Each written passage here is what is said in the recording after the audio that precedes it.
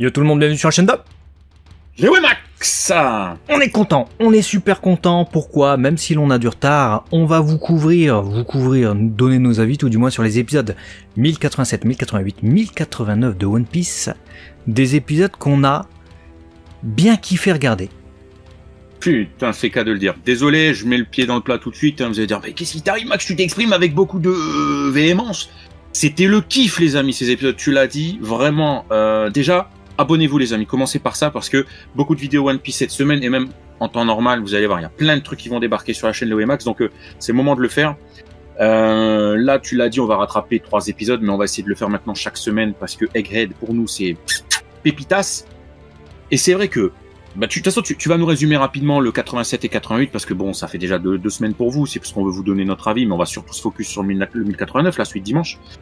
Mais les événements de ces 3 derniers épisodes, si vous êtes animé only, c'est de la dinguerie quand même. C'est de la dinguerie, et on va pas spoiler, hein, évidemment, hein. Si vous êtes animé only, restez, ne vous inquiétez pas.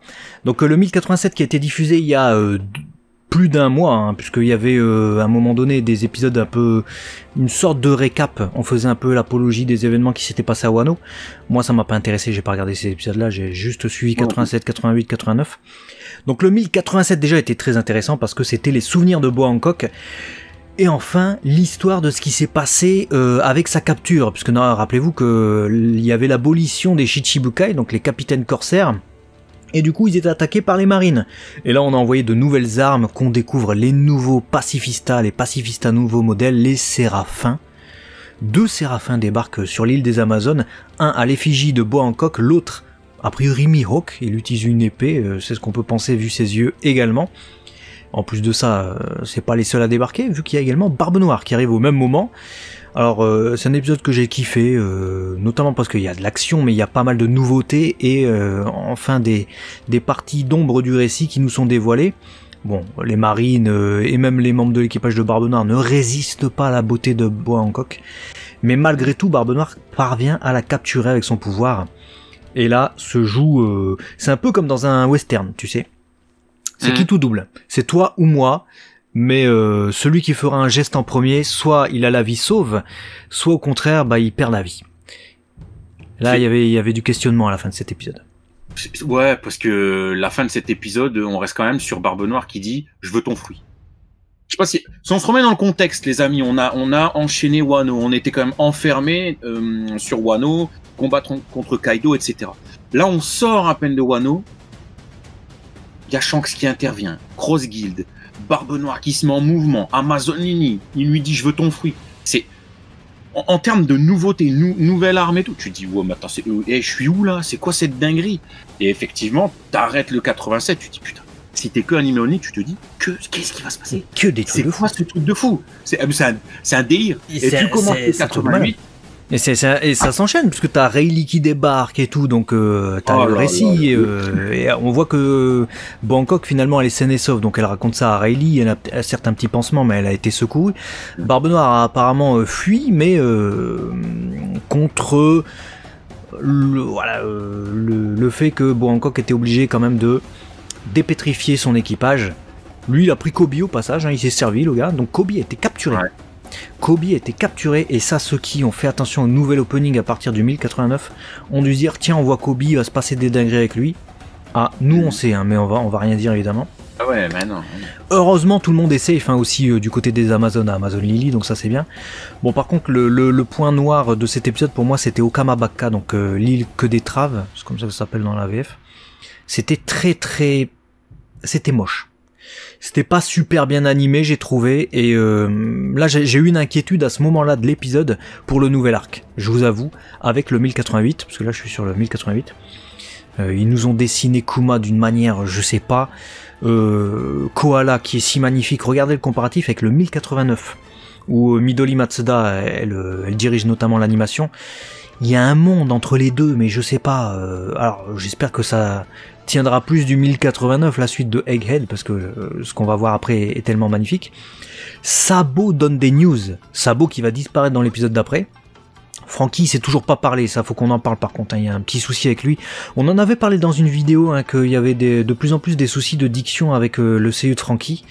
Et là j'avoue que c'est très compliqué dans cet épisode 1088. Hein. Ouais, dans le 1088 et même dans le début du 1089. Hein. Moi, tu vois, autant parfois, bon. Mais là, ça devient presque dérangeant parce qu'on est presque dans. Pas l'inaudible, hein, on va pas exagérer, mais en fait, il parle avec une patate dans la bouche, quoi. Vraiment. Et là, il n'y a pas de. C'est pas de la connerie, ce que je te dis, c'est que. 1089, à un moment donné, il parle justement de ce qui va se passer à la fin du 88, le fameux nouveau rêve de Luffy. Et à un moment donné, Franky parle et il fait Sensho no Yume. C'est Sensho no Yume, tu vois, donc, le rêve de notre capitaine, quoi. Et en fait, si tu tends pas l'oreille, t'as envie de dire articule, quoi. Parce que alors, est-ce qu'il a un problème de santé? Est-ce qu'il a une paralysie naissante? Est-ce qu'il y a quelque chose qui fait que? Je sais pas, parce que.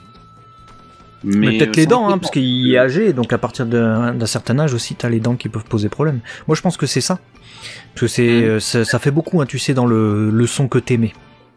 Ouais, bien sûr, bien sûr. Donc je suis en train de me poser sérieusement la question. Évidemment, le gros de cet épisode aussi, 1088, c'était le rêve de Luffy, qui nous sera pas dévoilé. Et alors, si vous vous posez la question, est-ce qu'on a eu une révélation? Vous voyez, moi aussi, je commence à avoir des troubles de diction. Bah, là où on en est actuellement dans le manga, voilà, histoire de pas trop vous faire patienter non plus, on sait pas. Donc finalement, voilà, c'est juste une bouteille à la mer, hein. On n'en saura pas plus, j'ai l'impression, et on va passer directement au 1089, le gros hein, de ce sur quoi on va s'attarder dans cette vidéo, avec du coup, bah je l'ai dit, les révolutionnaires qui sont largement mieux animés que dans l'épisode précédent, c'est magnifique au Kamabaka, et Sabo qui donne des news, et heureusement on nous reprend la scène où il tente de communiquer, et là on a une réalisation de Nozomu Shishido, oh là là, un pur régal cet épisode. C'est vraiment, en fait pour moi, on met les pieds dans le nouvel arc, dans Egghead. Déjà on le voit avec l'opening et l'ending, on fera une vidéo dessus parce qu'il y a tellement à dire, on peut pas consacrer 10 minutes dans cette vidéo. Mais on met les pieds réellement avec cet épisode 1089 qui est magnifique, somptueux, que des talents en termes d'animation et une réal vraiment aux petits oignons. Ah, c'est... Tout s'enchaîne avec une fluidité. J'ai rarement ressenti un tel engouement pour un épisode depuis un moment en termes de réal, d'animation, d'intensité scénaristique, de ce que ça raconte. Moi, j'ai été happé par l'épisode du tout début jusqu'à la toute fin et je me suis dit putain c'est déjà fini. Parce qu'en fait, tu as parlé de la réal, mais l'intensité où tu passes du rêve de Luffy et puis là t'as déjà au début ce fameux coup de fil où tout le monde est en panique et tout, un marine, machin, qu'est-ce qui se passe, etc. On te fait des focus, en plus c'est une musique qui te fout dans l'ambiance. Sur le Gorosei qui bouge que très peu, on découvre Im et tout s'enchaîne en fait. Ça va de mal en pis dans cet épisode. Je te ouais. Jure, c'est de ouf, hein, ça va de mal en pis. Bah, Sabo disparaît. C'est-à-dire, il venait à peine de réapparaître et bim, Lulusia, l'île sur laquelle bah il s'était réfugié, atomisé. Et il y a un trou béant dans la mer. Alors nous, à l'époque, je me souviens quand le manga était sorti, on s'était dit, tiens, il y a un trou béant aussi sous Enies Lobby. Donc, est-ce qu'il y aurait pas un lien? Est-ce que c'est pas la même arme, le même truc qui aurait atomisé quelque chose qui se trouvait là où il y avait... là où maintenant il y a le tribunal et là où il y a Enies Lobby, avant il y avait peut-être une île qui a été envoyée dans les tréfonds, dans les profondeurs. Peut-être. En tout cas, l'animation est somptueuse. Je note notamment l'animation de Masaya Hasegawa qui, que ce soit sur l'explosion de l'île, ou ce soit encore après, avec les petites touches de couleur et puis tout ça amené par la réal. C'est pour moi l'une des plus belles animations de l'épisode. Et pourtant, un épisode, comme je l'ai dit, avec que des gros talents de ouf. Hein. Ah ouais, non, mais c'est... j'attendais beaucoup, tu vois, j'en bafouille parce que j'attendais énormément en fait de ce passage de la destruction de Lucia. Quand tu as lu le manga, tu sais que c'est un truc choquant. En tout cas, nous, quand on l'avait lu, on s'est dit qu'est-ce que c'est cette dinguerie. Et alors, quand j'ai su que c'était l'épisode en question, je me suis dit s'il vous plaît, ne foirez pas ça. L'intensité, je l'ai vécu, j'étais pas bien alors que je sais ce qui se passe. Mais avec la musique en l'animation, plus. la musique, l'intensité, il y a une intensité, que ce soit visuelle, que ce soit... Tout est harmonieux, t'es en PLS total, tu te dis putain Sabo, qu'est-ce qui lui est arrivé? Voilà, donc tu te poses la question, à ce moment-là, tu te dis merde... En plus il allait parler quoi. Il allait dire ce qu'il a vu et tout. Nous, on attend. Ça fait la rêverie. C'était il y a quoi? Dites-moi dans les commentaires, ça fait combien de temps la rêverie en animé? Ça fait longtemps quand même. Ça fait au moins 2 ans. Ouais, ça fait longtemps. Il allait enfin révéler des trucs, quoi. Et voilà, Louloucia t'a créé de la carte, etc. Im qui ne parle pas. Bon, en tout cas, je m'attendais vraiment à ce qu'il parle. Il parle pas. Et on a les petits eye-catch qui débarquent après ça. Eye-catch de Fuyuto Iwata et de Fasto qui sont plutôt beaux, je trouve. Même s'ils tranchent pas mal avec ce qu'on a l'habitude de voir. On avait l'habitude de voir un petit truc qui tourne, un petit truc comme ça. Là, on n'est pas du tout sur ce délire-là. On est sur un truc vraiment nouveau, quoi. Ouais, bah écoute, c'est bien parce que quelque part, on casse un peu le code de ce qu'on a l'habitude de voir et ça casse la routine. On est dans un nouvel arc, donc ça va jusqu'au petit changement de l'eye-catch. Et puis c'est plutôt bien senti parce que là, on va vraiment mettre les 2 pieds dans l'eau, sur la direction, dans l'eau, mais vraiment sur la direction des grades parce que dans l'eau gelée. Là, on découvre les Mugiwara, comme tu l'as dit, sur l'eau et il y a de la neige partout. Et là, on est sur vraiment un aspect très hivernal et j'ai beaucoup plus ressenti visuellement l'aspect, tu sais, un peu flat qu'on découvre beaucoup plus dans l'opening ending. On l'a dit tout à l'heure, on fera une vidéo. C'était beaucoup plus intense à partir de ce moment-là. Tu fais bien d'en parler parce que, je pense que parce qu'il y avait la touche de Midori Matsuda, donc tu sais, la character designer de cet arc, également de l'arc Wano Kuni, qui est peut-être un peu moins flat, je sais pas. Et on le ressent pas mal sur la première partie où justement c'est très on modèle et c'est très propre, c'est très magnifique, très détaillé. Sur la deuxième partie c'est peut-être un peu plus flat, mais justement je me posais la question, moi quand je voyais l'opening, je suis obligé de vous mettre en place un peu la réflexion que j'ai eue. Quand je vois l'opening extrêmement flat, et on en parlera, flat vous savez c'est dénué d'ombrage et de détails, pour ceux qui n'ont pas vu la vidéo précédente, où on parlait des fanarts notamment autour de cet arc, je me suis dit tiens, si c'est comme ça dans les épisodes, il y en a pas mal qui vont se plaindre. Et même moi, si c'est que ça pourrait éventuellement me gêner, parce que pour les animations, les mouvements magnifiques et tout ça, ça sera génial. Parce que ça sera plus simple à animer, mais ça sera fluide et beau. Mais pour des scènes où, je sais pas, Robin boit le thé, ou Luffy est comme ça, les mains dans le dos, il se passe pas grand chose. Bon, s'il y a peu de détails, si visuellement t'as pas du croustillant, tu vas te plaindre. Et bah écoute, cet épisode a répondu de la meilleure manière à mes attentes. C'est super beau. C'est super beau. Flat quand il faut. Des animations de qualité incroyable, mais aussi un visuel de qualité incroyable. Tu parlais de ce respect de comment on ressent le fait qu'ils sont en train de s'approcher d'une île hivernale. A priori, ce serait ça, de ce qu'on nous dit. Mais putain, ils leur ont fait tous les détails, tu ressens, certes t'as la fumée qui sort de la bouche, mais t'as la peau qui est beaucoup plus pâle, ce qui dans la vraie vie est le cas quand t'es gelé comme ça, t'as les rougeurs sur les joues, le nez, mais j'ai ressenti mais à 200 000% le truc, c'était magnifique. Et puis les jeux de lumière, parce que tu vois, t'as un ciel un peu plus sombre, forcément c'est un ciel chargé, donc puisqu'il neige, donc c'est couvert, donc déjà on sent ce ciel plus lourd visuellement, et donc quand on a cette magnifique sphère là, tu vois, qui sort de l'eau, qui apporte une sorte de soleil, tu vois, bah ça se ressent même dans la lumière vivante qui, tu vois, qui t'as l'impression que c'est ça, t'es une boule d'énergie, une boule de feu, un soleil comme ça, et du coup bah tout est beaucoup plus saturé en lumière, etc.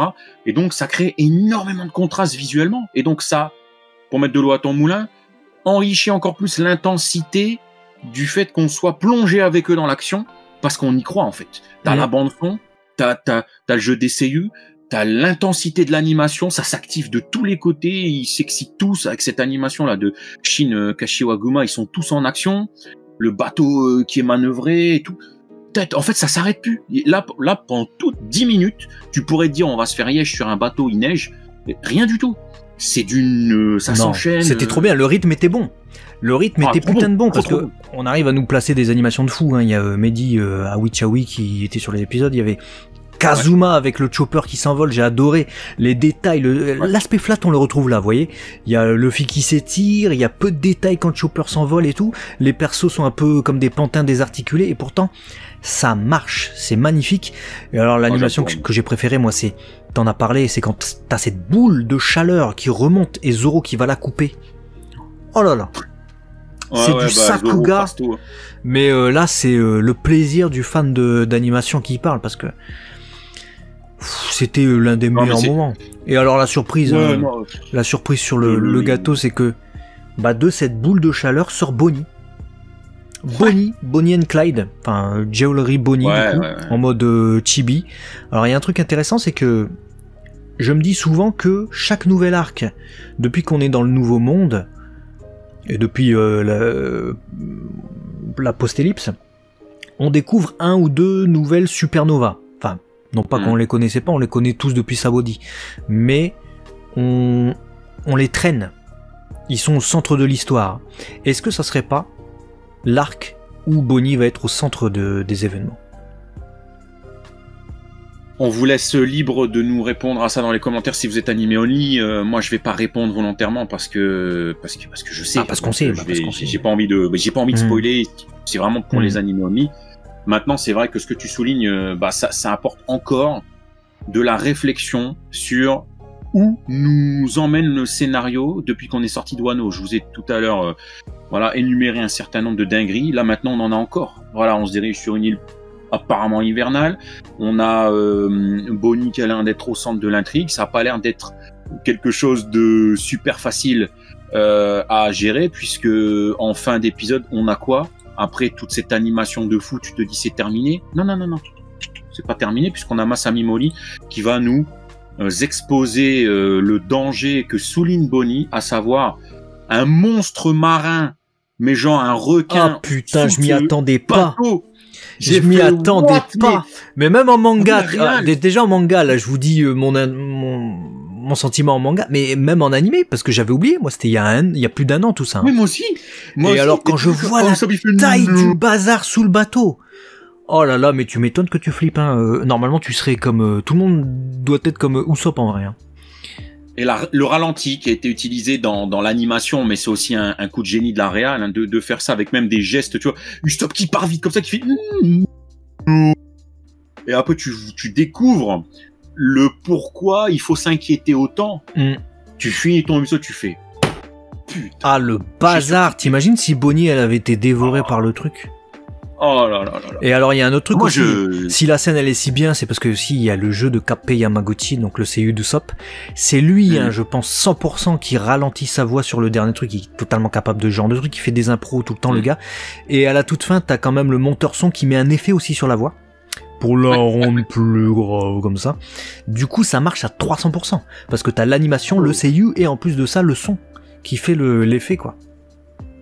Moi, en résumé, j'ai surkiffé. J'ai adoré le 87 et 88, beaucoup plus pour ce que ça raconte et les enjeux, etc. Tu l'as dit, il y a des petits défauts visuels, etc. Mais alors le 89, c'est un combo de tout ce que je veux, de tout ce que j'aime.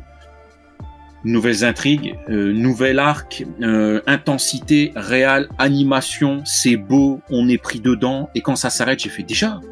Mais non, non. Justement, point final, le rythme était super bon, j'espère que ça sera ça durant tout l'arc. Je vous explique, nouvel arc avec cet épisode 1089, et on a un nouveau segment à la fin de l'épisode, du coup ça s'appelle Oshiete Robin, Choppa no Moto Shirite Zo Kono Yaro. Donc en gros, dis-moi Robin, Chopper veut en savoir plus, espèce d'enfoiré, grosso modo. C'est l'expression de Chopper, texte comme ça. Et ben j'ai trouvé ça pas con du tout, parce que généralement ils ralentissent un peu les épisodes, ils mettent des scènes qui servent à rien et le rythme est horrible. Tout le monde s'en plaint du rythme des épisodes alors qu'ils sont si beaux. Bah là peut-être que ça va permettre un bon rythme en foutant je sais pas 2 minutes ça à la fin de l'épisode, on peut avoir un bon rythme sans avancer trop vite. C'est ça qu'ils veulent en fait, ils veulent pas rattraper trop vite le manga, donc si déjà tu perds 2 minutes avec ce truc là, ce segment qui quand même est informatif à la fin là, et en plus ça parle de Sabo qui a disparu, donc pourquoi pas, bah je me dis, moi je suis pas contre, je préfère ça plutôt que des rajouts et des longueurs et que t'étires et que tu nous répètes 3 fois des scènes comme ça a été le cas à Wano, non je préfère ça largement. Ouais. Bon, je pense qu'après plus de 20 minutes de vidéo, vous avez compris notre enjouement pour C et surtout cet épisode qui introduit, ça y est, le nouvel arc. Pourvu que ça dure. Moi là, je veux la suite. Pourvu que ça dure. Grosse hype. Les Séraphins, Sabo qui disparaît. Qu'est-ce qui se passe? Bonnie, qu'est-ce qu'elle fait là? C'est quoi cette île? Magnifique. Et puis, nouvel opening, nouvel ending dont on va parler dans la prochaine vidéo. Cliquez pour s'abonner. C'est le moment pour ne rien rater. À très vite, en tout cas, sur la chaîne 2. Allez. Léo et Max, des bisous. On vous aime. À la prochaine. Ciao. Super.